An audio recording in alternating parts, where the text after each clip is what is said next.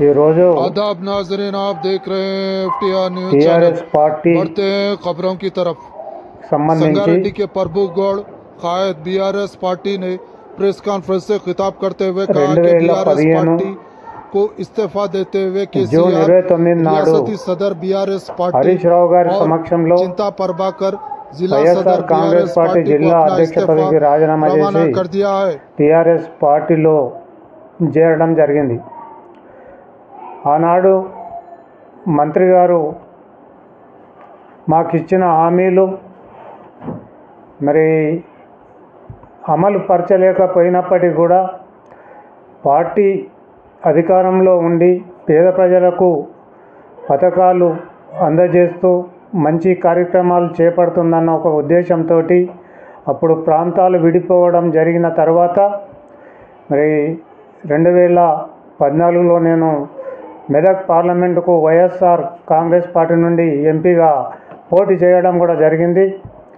అనంతరం వైఎస్ఆర్ కాంగ్రెస్ పార్టీలో ఉన్న అందరం కూడా మాట్లాడుకొని మరి ఈ టీఆర్ఎస్ ప్రభుత్వము ప్రజలకు ఉపయోగపడే పథకాలు అమలు చేస్తుందన్న ఒక ఉద్దేశంతో మరి ఒక మంచి ఆలోచనతో టీఆర్ఎస్ పార్టీకి చేరడం జరిగింది.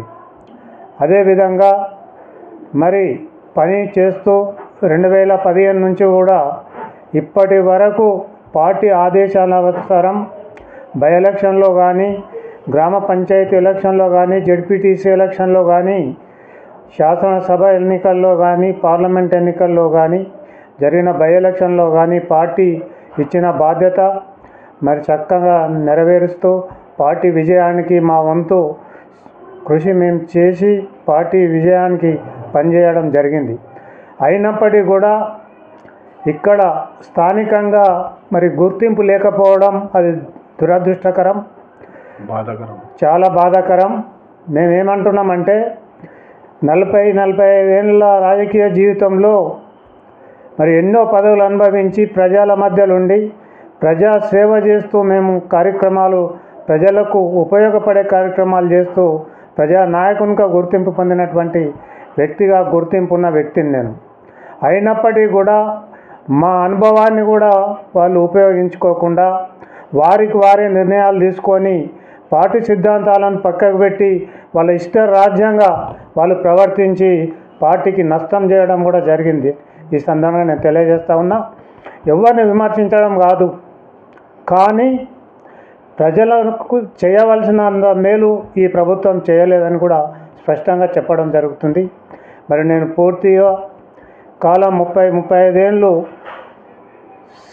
కీర్తిశేషులు స్వర్గీయ ముఖ్యమంత్రి డాక్టర్ వైఎస్ రాజశేఖర రెడ్డి గారి శిష్యునిగా మరి జిల్లాల్లో అనేక సేవలు అందించినటువంటి చరిత్ర నాది.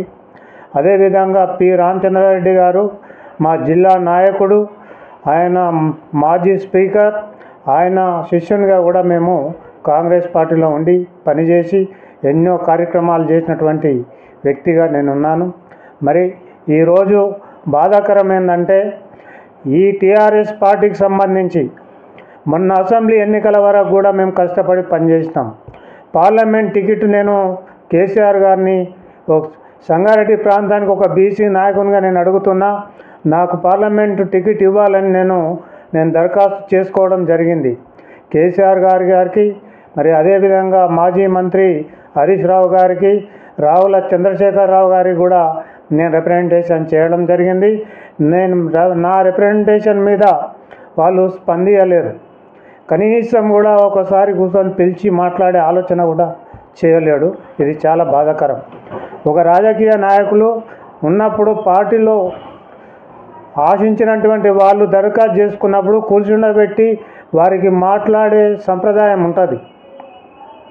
కానీ ఆ కార్యక్రమాన్ని కూడా జరగనీయకుండా కొంతమంది అడ్డుతగలడం కూడా జరిగింది. దాన్ని కేసీఆర్ గారు కూడా మరి వాళ్ళ మాటలే విని మాలాంటి వాళ్ళను దూరం పెట్టడం ఇది కరెక్ట్, ఈ సంప్రదాయం కాదు.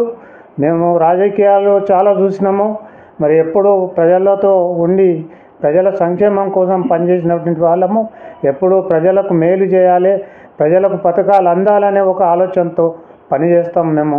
అదేవిధంగా ఈరోజు టీఆర్ఎస్ పార్టీకి నేను రాజీనామా చేయడానికి కారణాలు బోలెడు ఉన్నాయి.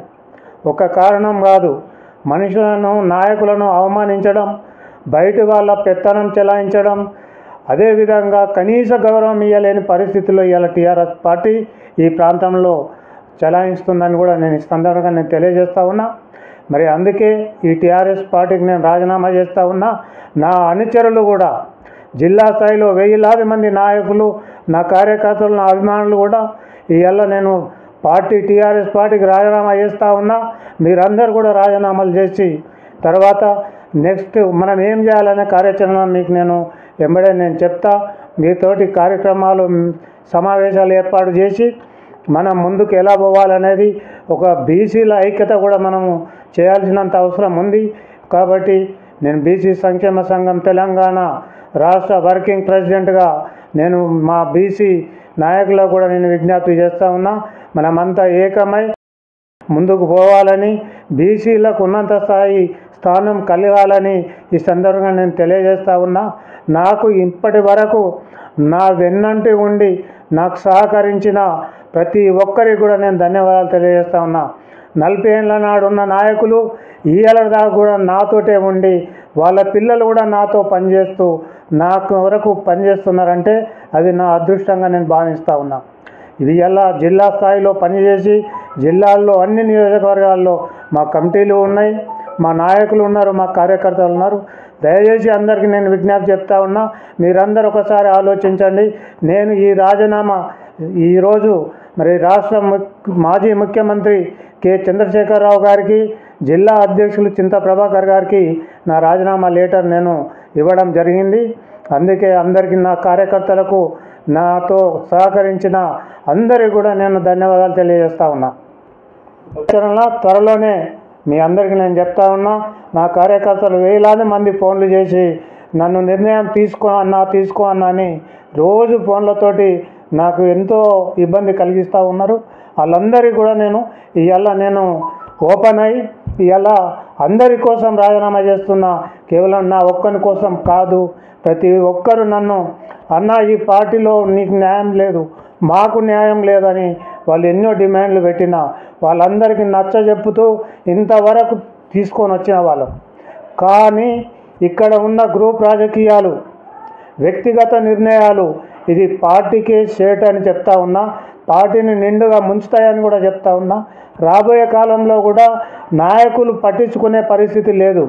ఇక్కడ జరుగుతున్న తప్పులను మంత్రి గారి దృష్టికి తీసుకుపోయినా ప్రయోజనం లేకుండా పోయింది. ఇవన్నీ ఆలోచించే రేపు భవిష్యత్తు కూడా లేదని కూడా ఈ సందర్భంగా తెలియజేస్తూ నా రాజీనామా స్వీకరించాలని నేను కేసీఆర్ గారికి, చింత ప్రభాకర్ గారికి, హరీష్ రావు గారికి నేను ధన్యవాదాలు తెలియజేస్తా ఉన్నా.